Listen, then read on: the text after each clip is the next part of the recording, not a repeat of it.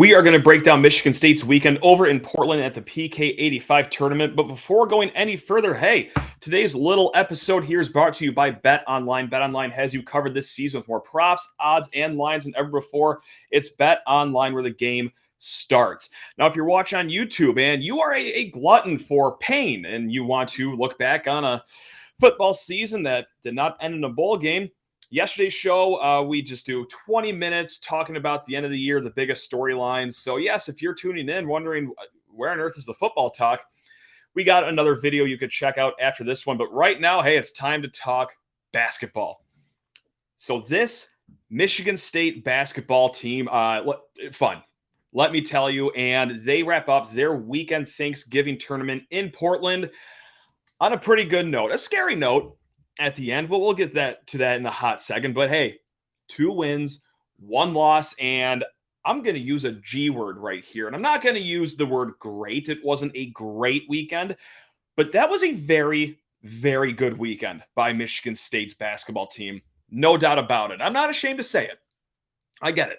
It's Portland, okay? It's Oregon. That's essentially throwing a fraternity all-star team out there with all their injuries they have. And yes, they lost to Alabama, but let's talk circumstances right here, what Michigan State was also dealing with too, because, you're out 2 starters going into the weekend. Malik Hall, he's got a foot problem or ankle problem. He's got an injury that's going to keep him out 4 weeks. And then Jaden Akins, yes, while he hasn't started yet this season, for sake of conversation, he's one of your 5 best players. We'll call him a starter for this. You're out 2 of those guys. If you tell me that without Akins and Hall that you were going to leave Portland with a 2-1 record, where do I sign? Sign me up. That sounds fantastic, because also this field has no slouches in it. Yes, some teams are better than the others, and yes, some teams are dealing with injury issues as well, like Oregon, but hey, hello, look at us. Michigan State is also dealing with injury issues as well, and they go 2-1. Another team has 2 starters out as well, has top 25 aspirations in Villanova. Tell me how they did. In comparison, Michigan State escaping with a 2-1 record out of Portland, I think is very, very good. So let's get into it. Just a little weekend recap. We'll go game by game here, talk about each player. The Bama game, Thursday night, Thanksgiving, as everyone has 20 pounds of turkey in them, maybe a few cocktails, whatever. But if you're up for that game, congrats. You're a true fan. And I got to say, I've never been less bothered by a Michigan State loss in my entire life. And a lot of it goes back to what we just talked about. I mean, Michigan State is essentially playing with 7 Division I scholarship players. You talk about handcuffing yourself early in the season. You are playing with just Tyson Walker, Joey Hauser, Mike Sissoko, AJ Hogarth, Pierre Brooks into the starting role. And then, well, your guys that you're relying off the bench are, 2 guys in Trayvon Holloman, Jackson Kohler, 2 4-star freshmen. You expect them to play a little bit here and there. But Carson Cooper is kind of playing out of necessity here. He was meant to be this project the entire time. He has to play because, well, yeah, he kind of has to, because you need to field 5 bodies on the court and you just need to throw them out there. And also Jason Whitens as well, getting some first half minutes for Michigan State. I don't know if that was part of the plan ever going into the season. And yeah, he's a fine player. He's okay. He was a role player at Western Michigan, but I think by the time the season gets into March, I don't know if he's going to be part of the rotation, but he had to be this weekend. And yeah, he held his own. He was there at the end of the Portland game as a defensive specialist. I'm not calling the man a total bum, but look, the reality is that 7 players that ideally were going to play this season, that's all you had for this game. So yes, to lose to Alabama, a team that's very athletic, plays in a track meet style, and has this guy by the name of, if I could talk, by the name of Brandon Miller. That worked a lot better. Alabama having a guy by the name of Brandon Miller doesn't help things. And when you have Malik Hall as one of your players out for that game, okay, well, that kid's going to go off. Alabama's going to go off. You're beaten down with injuries. What are you going to do? Okay. You get into your next game with Oregon, and I think that's just a fine win. And yes, they talked all up and down about Oregon's injuries, and they have a laundry list of injuries, but okay, so does Michigan State as well. They grinded it out, they gutted it out. It was a classic get it out the mud victory right there. And he also had some great individual performances in that game, which we will get to in a little bit. But also, hey, this Portland team that Michigan State tried their best to choke against on Sunday night, almost lighting up a 10-0 run to end the game in the last minute. Instead, it was just an 8-0 run, nothing crazy, just something normal like that. But still, hey, this was a Portland team that to me reminded me of any 12 seed, any 13 seed that we see every March Madness buzzsaw its way to the Sweet 16. Just one of those mid-major teams that are just white hot for a weekend, that just get to that next weekend because, well, they picked that weekend to be untouchable.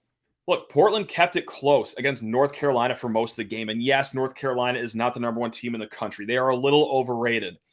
But at the end of the day, they're probably still a top 15 team. They're still a team that went to the national title game last year. And Portland was right there with them. They blow the absolute freaking doors off of Villanova. And oh yeah, when you do get to play them, of course it's going to be essentially in their own backyard. Like, it is a home game for them. So that is a good win against a Portland team. Whew, that was really feeling themselves that week. So yes, I know on the schedule, oh yeah, you beat Portland. Now, if you watch how they performed all weekend and knew that Michigan State had 7 players, we'll call it 9 players, a shallow depth chart, let's call it.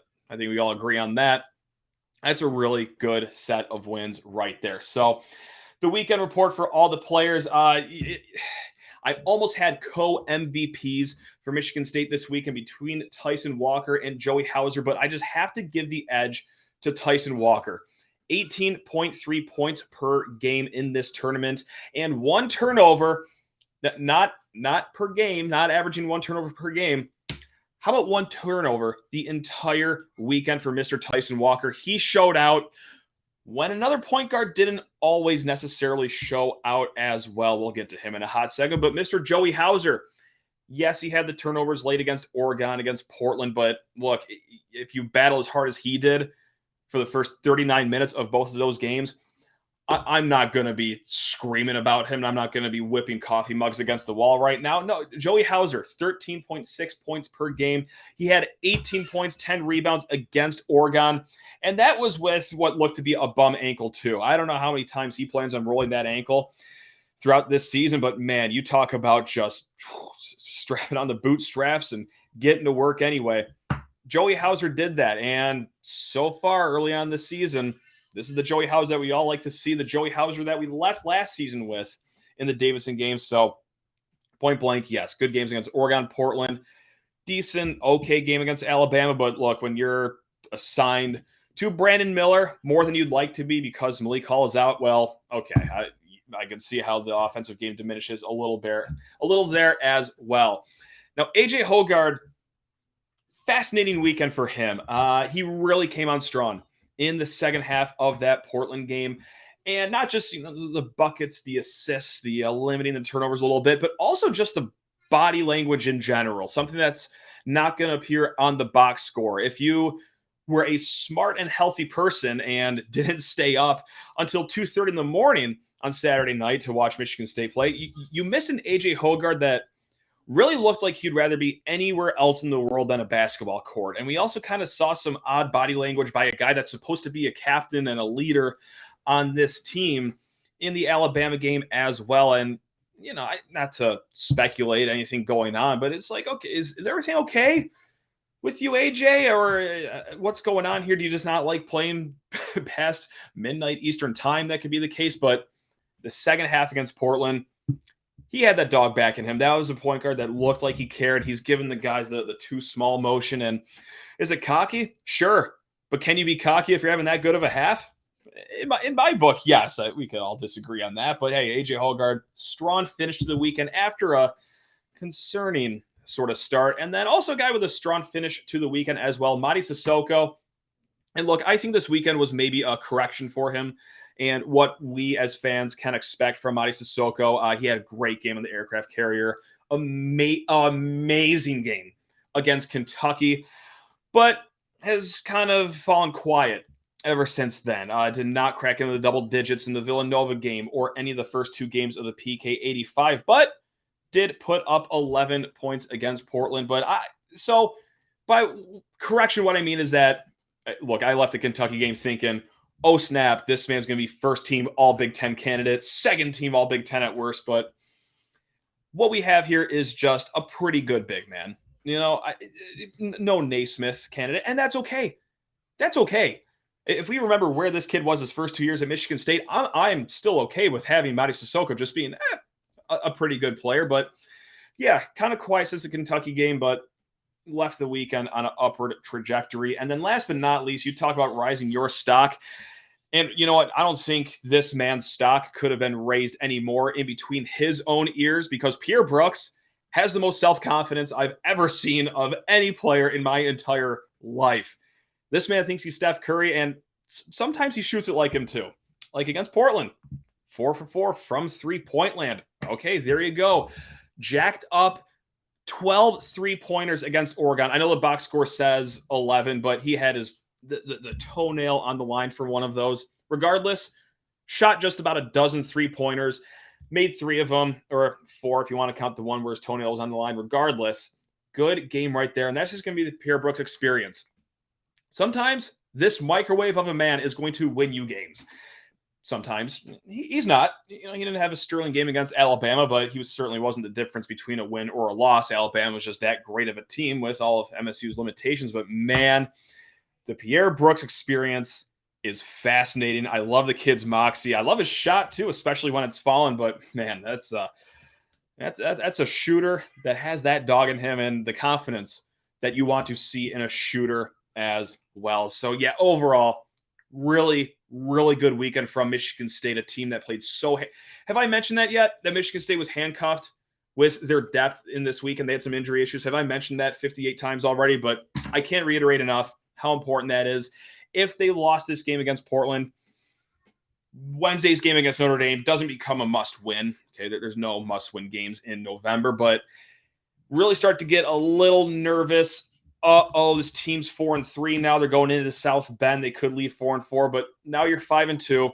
You got a pretty good cushion going into Big Ten play, which, my God, starts this Sunday against Northwestern, which is crazy. But yeah, overall, I'm all smiles. This is a really good weekend, and what else can be said? So, hey, keep it tuned. We got a full slate of shows coming up this week. We'll mix in the football, the basketball. We'll Stephen Brooks on the show. We're going to have a hoot and a half.